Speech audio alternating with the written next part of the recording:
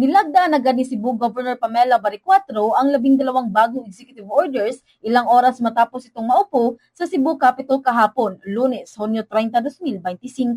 Kung saan ang EO ay nilayo na gabayan ang direksyon ng kanyang bagong administrasyon na nakatutok sa mga larangan ng kalusugan, transparency sa gawain ng Kapitolyo sa publiko, youth development at participatory governance.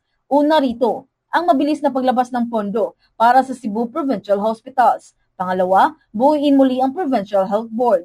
Pangatlo, pagpapatupad ng kalayaan sa impormasyon sa lahat ng tanggapan ng Kapitolyo. Pang-apat, paglikha ng bagong task force para resolbahin ang issue sa 93-1 na lote at iba pang lupain sa lalawigan. Pang-lima, paglikha ng Cebu People's Action Center.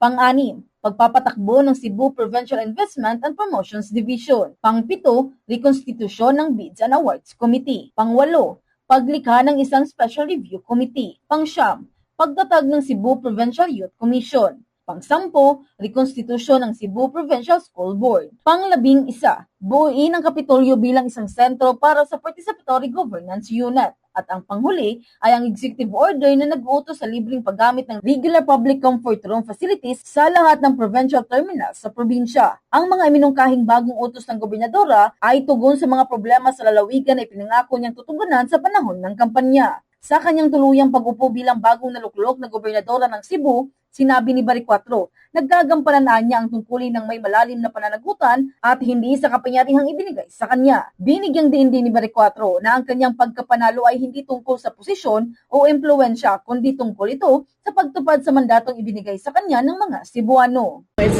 quite emotional when it occurred to me that the burden of responsibility is in my shoulders, now is in my hands, over 3 million people. So that's something that I'm looking at this position now. It's about responsibility.